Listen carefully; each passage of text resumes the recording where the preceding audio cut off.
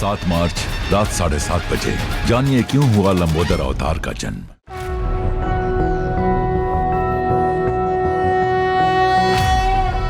शिवो महेश्वरः शंभुः पिनाकी शशिशेखरः वामदेवो विरूपाक्षः कपर्दिनीललोहितः शङ्करशूलपाणिश्च खट्वाङ्गी विष्णुवल्लभः शिपिविष्टो अम्बिकानाथः श्रीकण्ठो भक्तवत्सलः।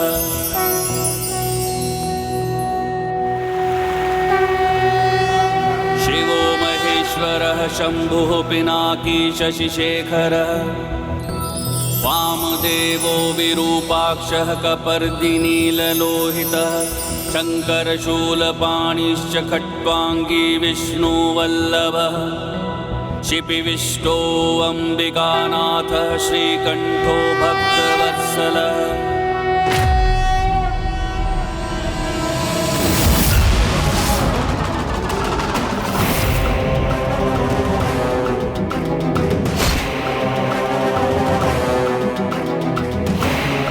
नागलोक के द्वार तक तो पहुंच चुके हैं हम। अब शीघ्र अतिशीघ्र ही नाग विहीन लोक बना देगा ये मायासुर इस नागलोक को।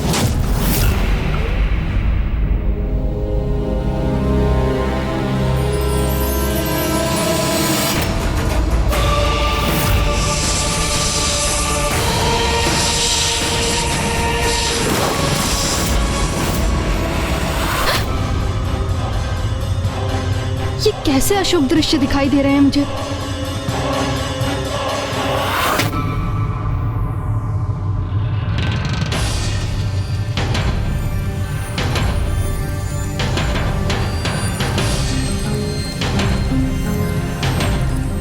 क्या हुआ देवी, आप इतनी चिंतित क्यों लग रही हैं? कुछ बड़ा अनिष्ट होने वाला है स्वामी। भयंकर दृश्य प्रस्तुत होकर जैसे किसी अनिष्ट की पूर्व सूचना दे रहे हैं मुझे। कुछ नहीं होगा। हमारे साथ कोई अनिष्ट भला क्यों करेगा? क्योंकि हमसे एक बहुत बड़ी भूल हो गई है स्वामी।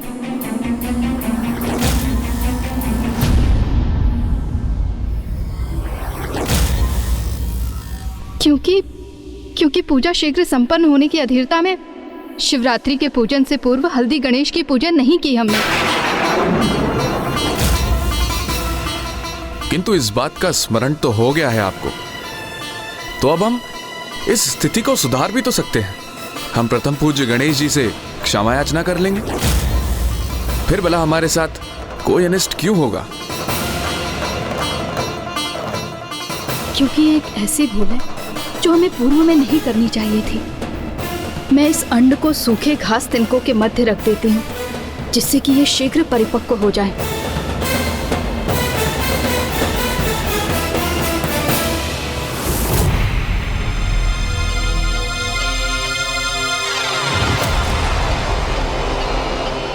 बस मात्र इस प्रवेश द्वार को पार करते ही नागलोक के भीतर पहुंच जाएंगे हम।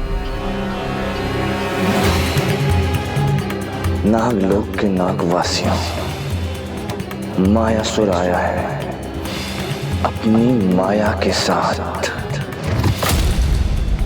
तुम सभी को सचेत और क्रियाशील अवस्था से मूर्छित और जड़ अवस्था में ले जाने के लिए, और आज मायासुर की माया से तुम्हारी रक्षा नागलोक के राजा शेष नाग भी नहीं कर सकते।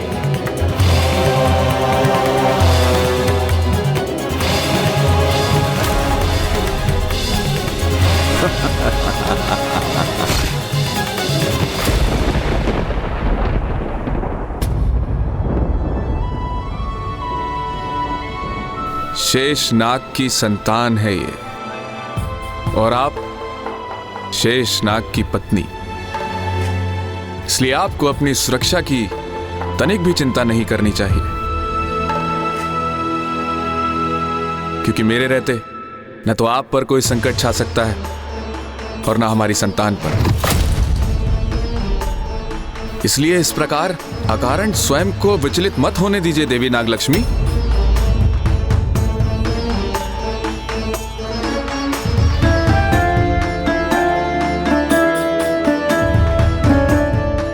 अच्छा क्या हो सकता है स्वामी कि मेरी शंका भ्रांति ही प्रमाणित हो।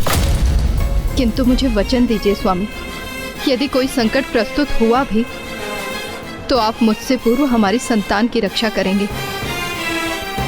भले ही स्वयं मैं आपके विरुद्ध ही क्यों ना आ जाऊं।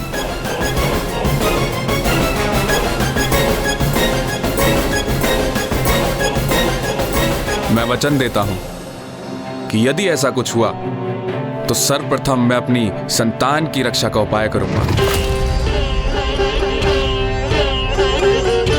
आप तनिक भी चिंतित मत होइए, क्योंकि ऐसा कुछ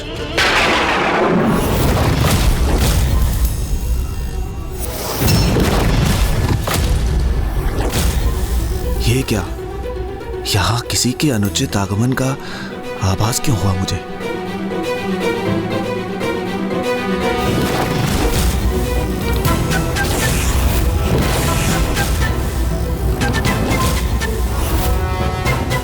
नाग सेनापति! क्या हुआ स्वामी, आप इतने चिंतित क्यों हो गए?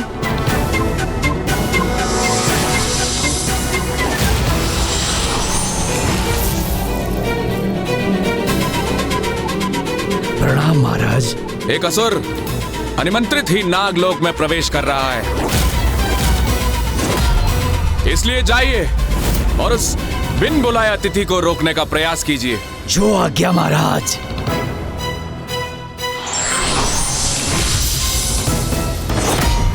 तो क्या उस असुर का आगमन उस अनिष्ट का संकेत है जिसका मुझे आभास हो रहा था?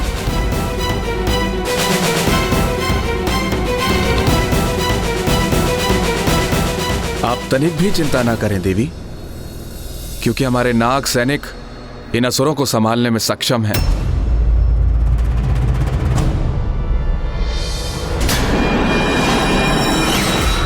नागलोक के वासियों, अब मायासुर की माया से वशीभूत होने के लिए तत्पर हो जाओ तुम सब।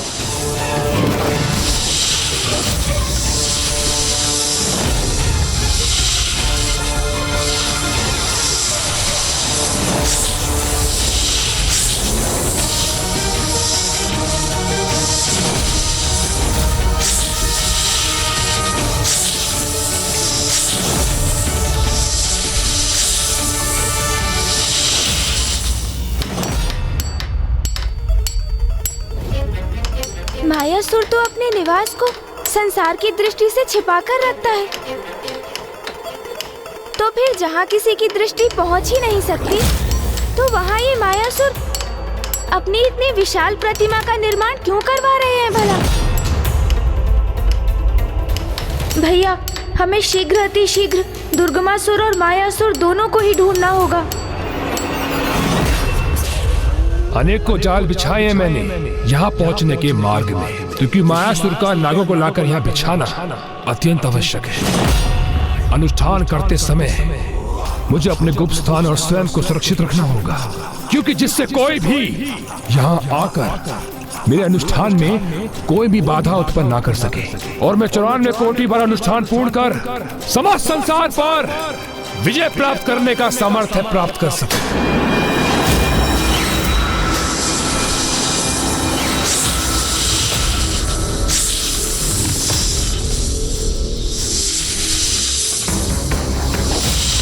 अभी तुम हम पर आक्रमण करने को प्रेरित हो ना, किंतु कुछ ही समय में, मात्र कुछ ही समय में तुम हमारे प्रत्येक आदेश का पालन करोगे नागो।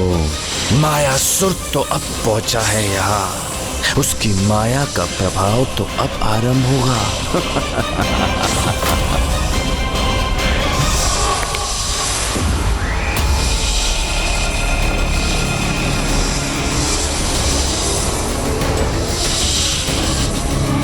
अब इस माया से आरंभ होगी मायासुर की योजना। नागलोक में मायासुर का स्वागत करता है। ये क्या, कुछ नाग अब तक हमारी माया से प्रभावित नहीं हुए, हमारे माया चक्र से दूर हैं। किंतु कोई बात नहीं, मायासुर जहां प्रकट होता है उस स्थान की धूल भी उसकी माया से प्रभावित हो जाती है, उसके वशीभूत हो जाती है। अब तो मात्र आरंभ है, ये भी हो जाएंगे। दुर्गमासुर, हमने तुम्हारा कार्य आरंभ कर दिया है और उसे शीघ्र, अति शीघ्र ही पूर्ण करेगा तुम्हारा ये मित्र मायासुर।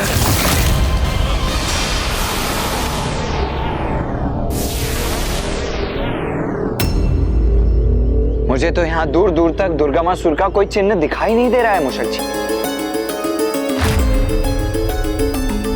हाँ मूषक जी, वो तो यहाँ नहीं है। फिर आप यहाँ क्यों रुक गए? क्योंकि प्रभु, मैं ये नहीं समझ पा रहा हूँ कि अब मैं यहाँ से आगे किस मार्ग पर बढ़ूँ। क्यों, क्या हुआ मूषक जी? उस दुष्ट की दुर्गंध सूंघने की आपकी शक्ति क्षीण पड़ गई है क्या? हाँ मूषक जी, आप बताइए ना, आप इस प्रकार उलझन में क्यों आ गए? क्योंकि प्रभु, यहाँ दाहिने, बाएं और मैं तीनों मार्ग से दुर्गमासुर की दुर्गंध आ रही है मुझे, इसलिए मेरी तो बुद्धि भ्रमित हो गई। कुछ समझ में नहीं आ रहा किस दिशा में जाऊँ मैं।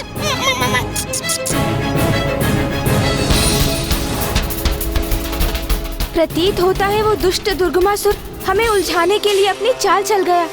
मुझे विश्वास है मेरी चाल में उलझकर वो मूषक मुझे कदापि नहीं ढूंढ सकेगा।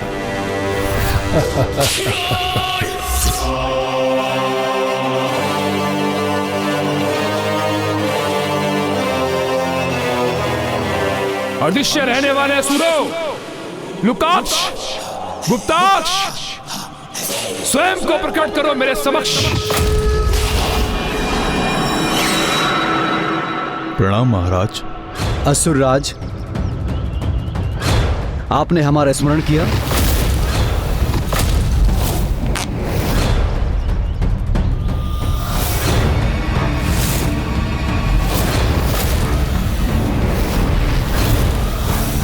लुकाक्ष, तुम इसे धारण कर बाईं ओर के मार्ग पर निकलो, और गुप्ताक्ष तुम दाईं ओर के मार्ग पर शीघ्र निकलो। जो आज्ञा महाराज।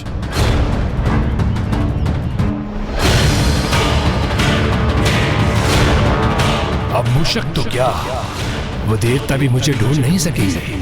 तो क्या मेरी गंध एक ओर से नहीं, अभी तो तीनों ओर से प्रसारित है। अधिक समय तक हमें भ्रमित नहीं कर सकेगा वो मूर्ख। मैं अपने मयूर जी पर आरूढ़ होकर समस्त ब्रह्मांड की परिक्रमा करूंगा और उस दुष्ट को ढूंढ ही निकालूंगा।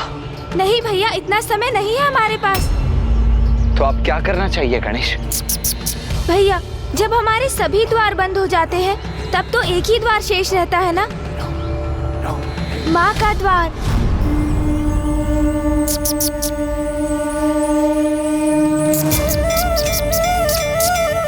माँ, हमारी सहायता कीजिए माँ। हमें उचित मार्ग दिखाइए माँ।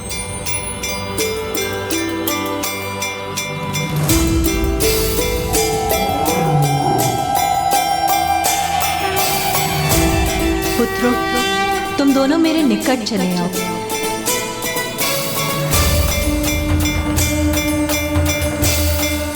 माँ हमें निकट बुला रही है गणेश। पापी कैसे भी पाप करने की योजना बना रहे हो भैया, उन पर अंकुश लगाने में माँ ही हमारी सहायता कर सकती है। जय माता।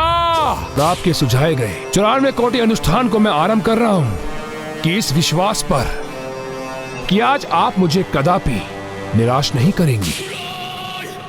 अनुष्ठान पूर्ण होते ही आप मुझे इतनी शक्ति प्रदान करेंगी, इसलिए उस देवी आदि शक्ति को पराजित करने के लिए मैं समर्थ है प्राप्त करूंगा।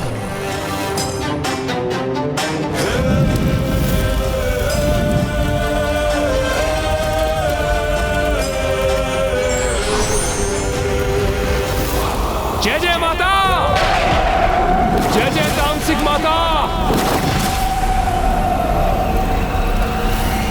अब ज्ञात नहीं कैसा अनर्थ होगा मेरे कारण। एक ओर तो दुर्गमासुर ने अपना अनुष्ठान आरंभ कर दिया और दूसरी ओर मायासुर ने अपनी कुटिल योजना। अब कौन रोकेगा इन्हें?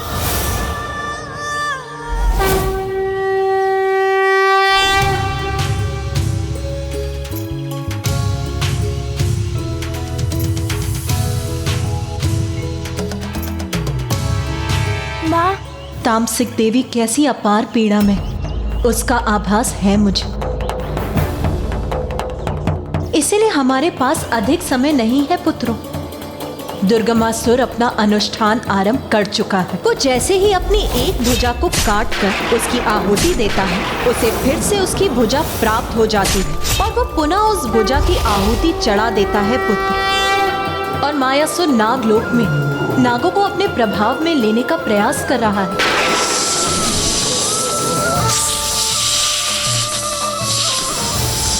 वो मायावी दुष्ट असुर नागों को अपना कवच बनाकर दुर्गमासुर की सुरक्षा के लिए प्रयोग करना चाहते हैं। किंतु माँ, नागों पर तो मामा जी नारायण और महादेव की कृपा है, तो उसको भ्रमित करना तो अत्यंत कठिन है ना।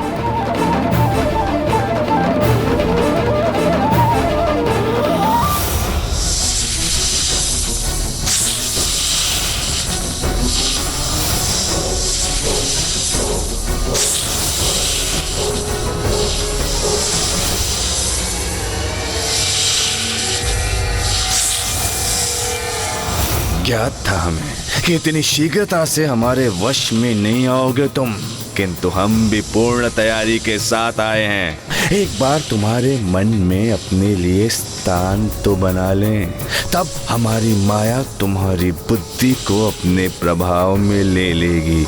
नागो, दशम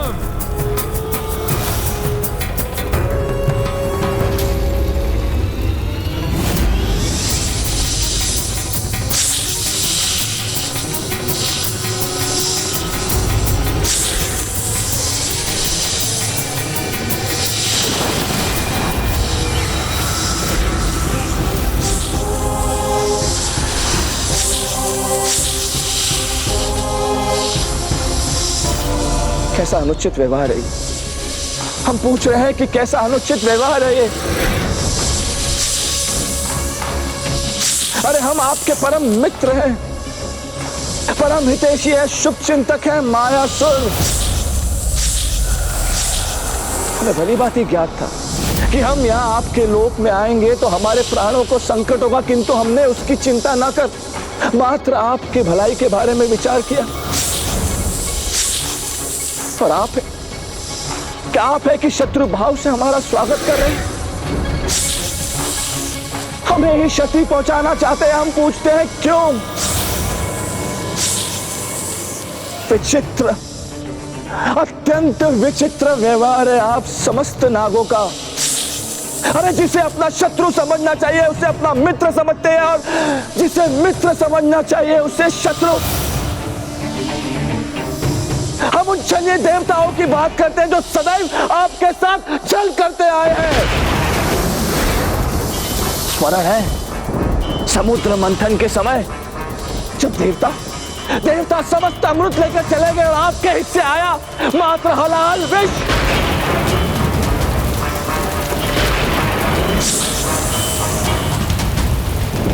हम पूछते हैं क्यों किया देवताओं ने आपके साथ ऐसा अन्याय?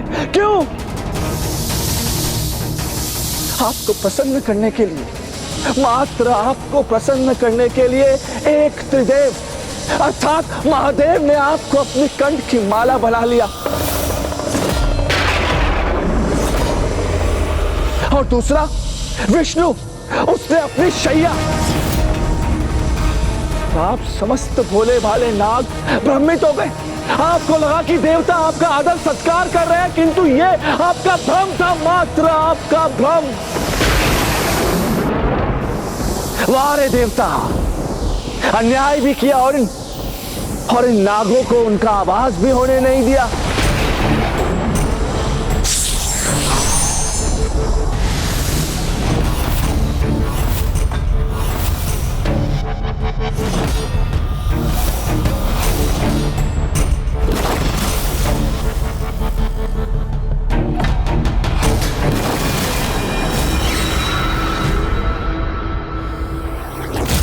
सर्वथा उचित कह रहे हो गणेश। नागों को तो प्रभु महादेव और श्री हरि नारायण दोनों का आशीष प्राप्त,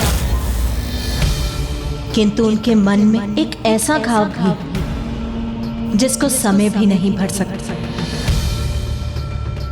और जिसका लाभ उठाने का प्रयास वो मायासुर अवश्य करेगा, क्योंकि अतीत के घावों को हराकर किसी को अपने वश में करना ही तो असुरी प्रवृत्ति। आप किस घाव का उल्लेख कर रही हैं माँ? वही घटना जिसके कारण नागों की जिह्वा 2 भागों में विभक्त हो गई।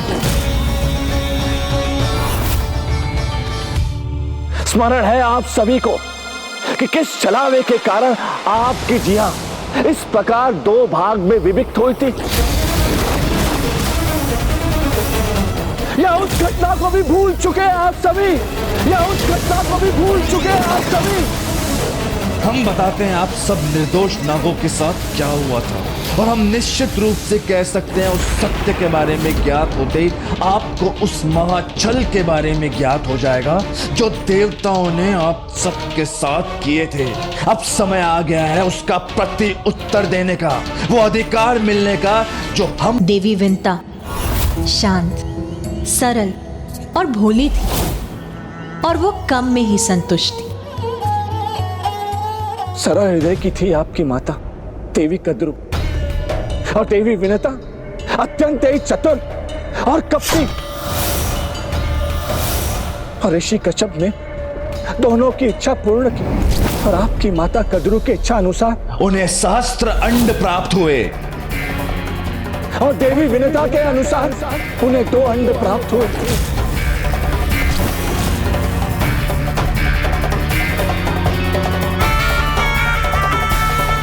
देवी कद्रू के शास्त्र अंड यथा शीघ्र ही संतान उत्पन्न करने लगे, और इसी प्रकार जन्म हुआ शक्तिशाली नागों का।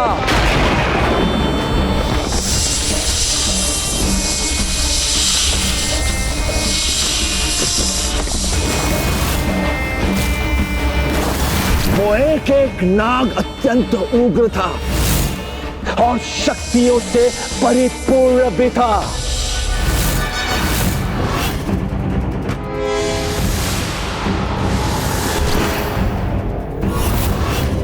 प्रतीत होता है मेरी पत्नी देवी नाग लक्ष्मी पर भी इन मायावी तरंगों का प्रभाव हो रहा है। मुझे किसी प्रकार इसके प्रभाव को रोकना होगा। किंतु देवी विनता कहाँ शांत बैठने वाली थी। उन्होंने समस्त नागों से अत्यंत ही शक्तिशाली और बलशाली संतानों की कामना की थी, किंतु दुर्भाग्यवश नागों के जन्मों के उपरांत भी उनके अंड में कोई भी गति उत्पन्न नहीं हुई।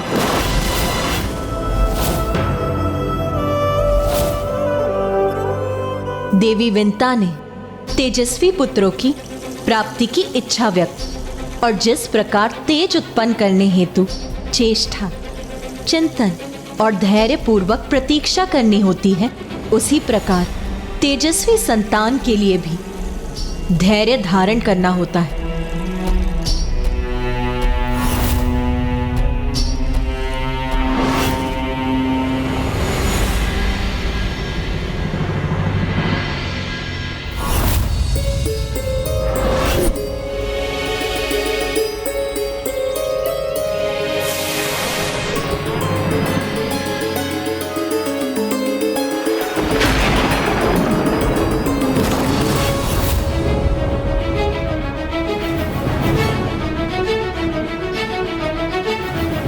जब प्रतीक्षा करते करते बहुत समय बीत गया तो माँ का मन नहीं माना और वो चिंतित हो उठी। और फिर एक समय ऐसा भी आया जब उनके धैर्य का बांध टूट गया, और इस पीड़ा से वो इतनी विचलित हो उठी कि उन्हीं के हाथों एक अंड खंडित हो गया। पुत्र, पुत्र, पुत्र, पुत्र, पुत्र।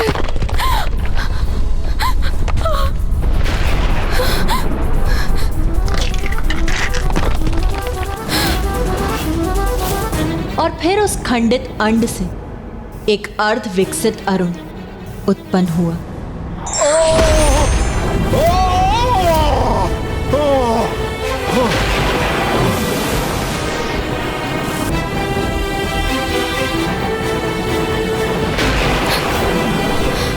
समय से पूर्व खंडित होने के कारण उससे उत्पन्न होने वाले देवी विंता के पुत्र अरुण के पंख अर्ध विकसित ही रह गए।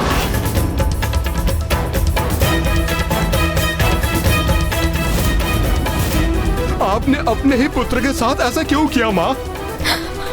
अब मुझे जीवन पर्यंत ये कष्ट भोगना होगा। अर्धविकसित पंख लेकर संपूर्ण जीवन व्यतीत करना होगा। मुझे क्षमा कर दो पुत्र, मैं गहन चिंता में डूब गई थी। मुझे और देवी कद्रू को एक साथ आशीर्वाद मिला था, किंतु उनके तो सहस्त्र अंड उनके पुत्रों को बहुत समय पूर्व ही जन्म दे चुके थे, किंतु मेरे अंड अभी भी उसी अवस्था में थे। इसीलिए धीरज खोकर मैं ये भूल कर बैठी। मुझे लगा कि उस अंड के आवरण के कठोर हो जाने के कारण तुम उससे बाहर निकलने में असमर्थ हो रहे हो। आपको अपना संयम खोने की अपनी इस भूल का दंड भुगतना होगा। आपको माता कद्रू की दास बनकर रहना होगा। वही माता कद्रू जिनके अंड से अपने अंड की तुलना कर आप अपना धीरज खो बैठी पुत्र, और मेरे साथ ये अन्याय कर बैठी। पुत्र, अपनी माँ को ऐसा दंड मत दो। मुझे क्षमा कर दो पुत्र, मुझे क्षमा कर दो।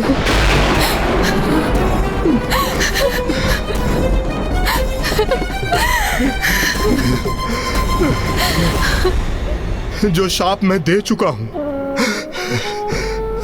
उसे तो मैं कभी परिवर्तित नहीं कर सकता, किंतु हाँ, यदि आप अब धीरज का परिचय देंगी तो आपका दूसरा अंड एक ऐसे शक्तिशाली अस्तित्व को जन्म देगा जो आपको दासता से मुक्त कराएगा।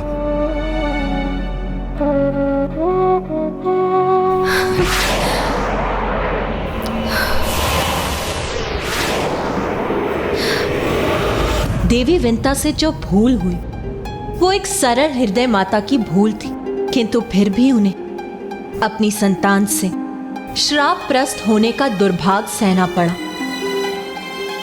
फिर क्या हुआ माँ? तब अरुण आकाश में ऊंचे उड़ते चले गए और उन्होंने सूर्यदेव के सारथी का कार्यभार संभाला।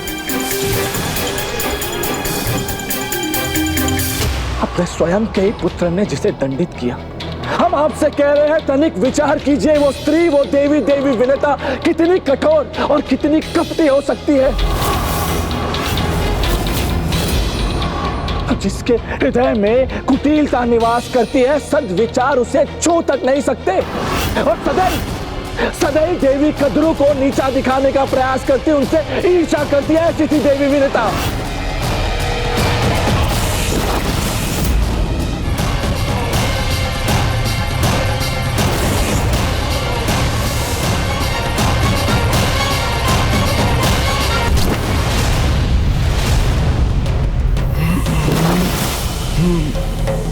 ये कैसा प्रभाव है इस मायावी असुर की माया का?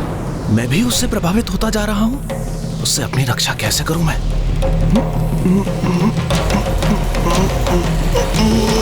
पर एक दिवस ऐसी घटना हुई कि दुर्दशा से भरी देवी विनता ने नागलोक की देवी कद्रू को अपने जाल में फंसाने का प्रयास किया,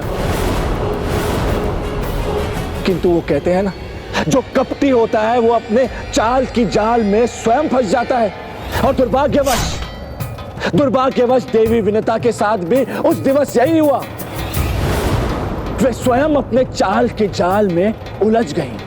उनके पुत्र अरुण का श्राप तो फलित होना ही था। इसीलिए एक दिवस ऐसी घटना घटित हुई जिसके कारण सदा के लिए देवी विनता को देवी कद्रू की दासी बनने के लिए विवश होना पड़ा। और उस दिवस समुद्र मंथन से उत्पन्न दिव्य अश्व उच्चेश्वरा उनके आश्रम के ऊपर से निकले, और उनकी गति इतनी अधिक थी कि देवी कद्रू को यह प्रतीत हुआ कि उनकी पूंछ काली है।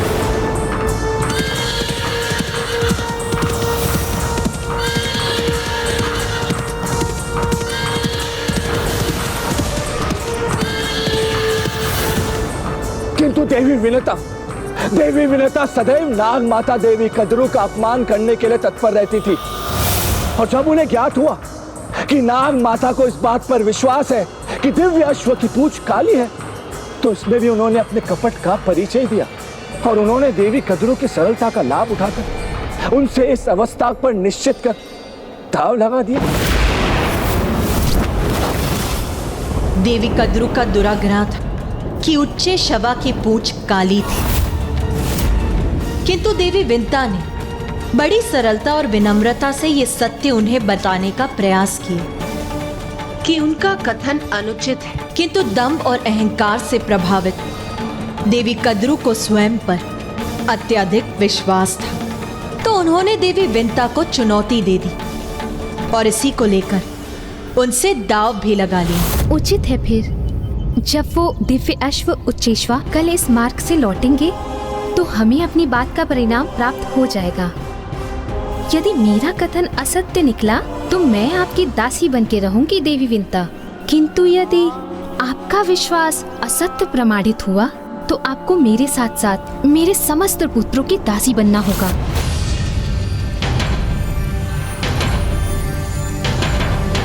अरे क्या हुआ, इतना ही विश्वास है अपने ऊपर?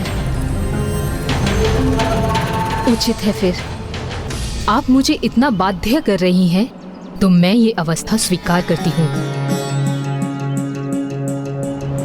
वो दोनों ये भूल गए थे कि इतनी महत्वहीन बातों पर दाव लगाना संकट को आमंत्रण देने के समान है। देवी विंता को अपनी दृष्टि पर पूर्ण विश्वास था, इसीलिए वो देवी कद्रू के साथ किसी भी अवस्था को निश्चित कर दाव नहीं लगाना चाहती थी, किंतु देवी कद्रू अपने अहंकार के कारण अपनी भूल स्वीकार नहीं करना चाहती थी। और जब देवी विंता सत्य कथन पर स्थित रही तो उन्हें उसका बहुत बड़ा मूल्य भी चुकाना पड़ा, क्योंकि जब देवी कद्रू ने इस बात की चर्चा अपने पुत्रों से की, नाग माता देवी कद्रू के संतानों ने जब इस घटना का श्रवण किया तो उन्हें ज्ञात हुआ कि किस प्रकार देवी विनता ने उनकी माता देवी कद्रू के साथ छल किया है और उन्हें एक ऐसे अनुचित अवस्था पर दाव रखने के लिए विवश कर लिया जिसका परिणाम अनंत काल के लिए उनके अपमान का कारण बन सकता था। तो वो देवी विनता के कपट का विचार कर चकित ही रह गए।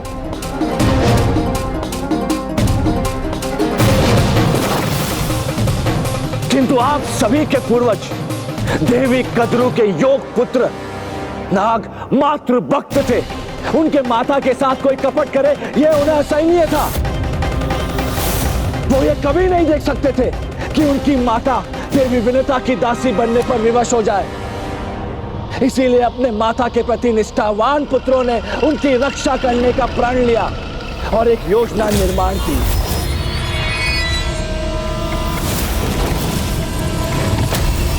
तो उन कपटी नागों ने सरलता की प्रतिमा देवी विंता को छलने में, अपनी माता को इस दाव में विजय बनाने में तनिक भी संकोच नहीं किया। शीघ्र ही सब नागों को अपनी माया के वशीभूत कर लेगा ये मायासुर, ताकि दुर्गमासुर हमारा परम मित्र अपना अनुष्ठान सरलता से संपन्न कर वो देवी आदि शक्ति को पराजित कर सके। तो दूसरे दिवस जब दिव्य उच्चे शर्वा उस मार्ग से लौट रहे थे, देवी कद्रू के पुत्रों ने अर्थात नागों ने स्वयं को उस दिव्य अश्रु उच्चे शर्वा की पूंछ में लपेट लिया,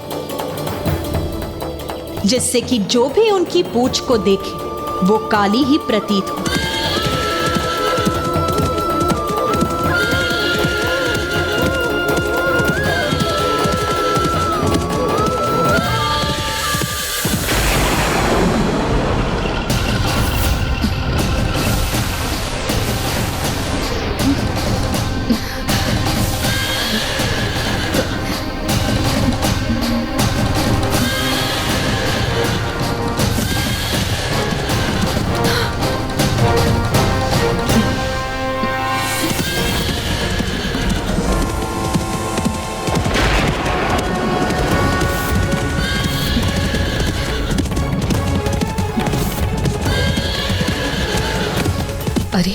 इन श्वेत दिव्य अश्व की पूंछ एक ही दिवस के अंतराल में काली कैसे हो गई?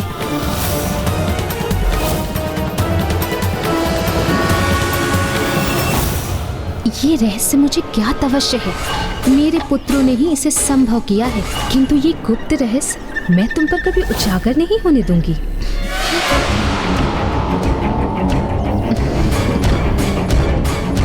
अपनी माता को प्रसन्न करने हेतु नागों ने निसंकोच अपने माता के आदेश का पालन किया, जिसके परिणाम स्वरूप निर्दोष देवी विंता देवी कद्रू और उनकी संतानों की सेविका बनने के लिए विवश हो गई और ऐसा अनेक वर्षों तक स्थिर रहा।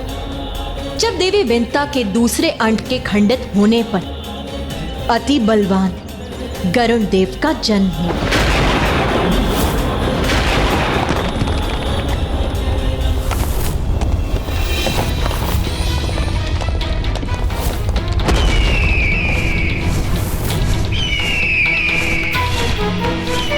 जन्म पाते ही स्वाभाविक रूप से गरुण देव अपनी माता को ढूंढने के लिए गए, किंतु उन्होंने जो देखा उसके कष्ट से वो स्तब्ध रह गए। मुझे ऐसा पता था भोजन नहीं पता था। अरे इन दोनों से पूर्व मेरा भोजन करो, शीघ्र करो, बहुत भूख लगी है, हमें शीघ्र भोजन दो। नहीं शीघ्र भोजन दो,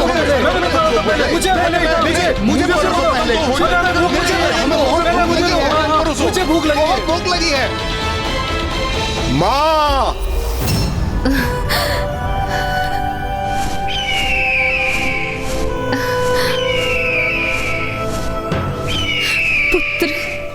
फिर क्या हुआ माँ? एक पुत्र अपनी माँ को ऐसी अवस्था में कैसे देख सकता है? ये गरुड़ देव के लिए तो असहनीय रहा होगा ना माँ? हाँ माँ, कोई भी पुत्र ये कैसे स्वीकार कर सकता है? हाँ पुत्र, गरुण देव भी नागों के इस व्यवहार से अत्यंत क्रोधित थे। इसीलिए वो उसी क्षण अपनी माता को नागों की दास्ता से मुक्त कराने हेतु तत्पर होकर नाग माता देवी कद्रू के समक्ष प्रस्तुत हो गए।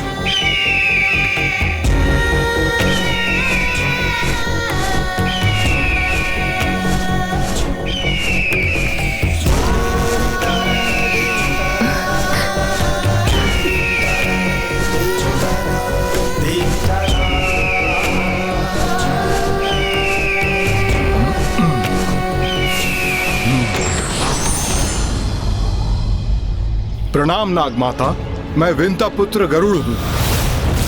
मेरी माता को आपकी दास्ता से मुक्त कराने के लिए आप क्या चाहती हैं? ओह, तो तुम अपनी माता को मुक्त कराने के लिए कुछ भी लाने के लिए तैयार हो? तो जाओ, स्वर्ग से मेरे लिए अमृत लाके मेरे समक्ष रख दो और मैं तुम्हें वचन देती हूँ, मैं तुम्हारी माता को मुक्त कर दूंगी। फिर क्या हुआ माँ? आगे बताइए ना।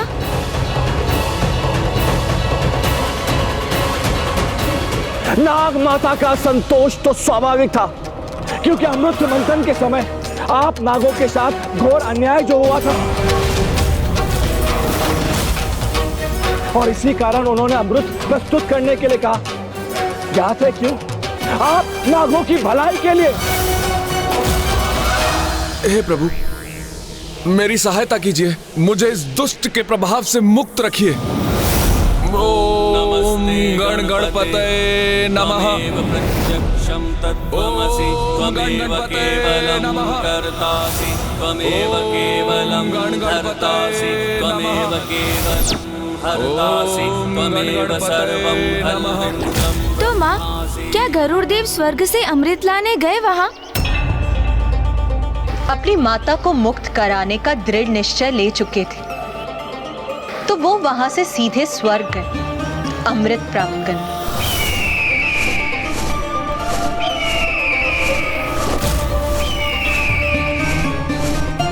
तो उन्हें सभी देवताओं ने रोकने का प्रयास किया और सर्वप्रथम अग्निदेव आगे बढ़े और अग्नि अस्त्रों की वर्षा की उन पर।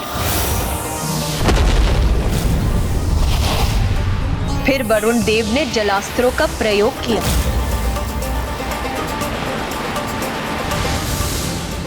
सूर्य देव ने उन्हें अपनी तीक्ष्ण किरणों से भस्म करने की चेष्टा की और इंद्रदेव ने उन्हें अपने विद्युत से आक्रमण की, किंतु कोई भी करुण देव को क्षति नहीं पहुंचा सका।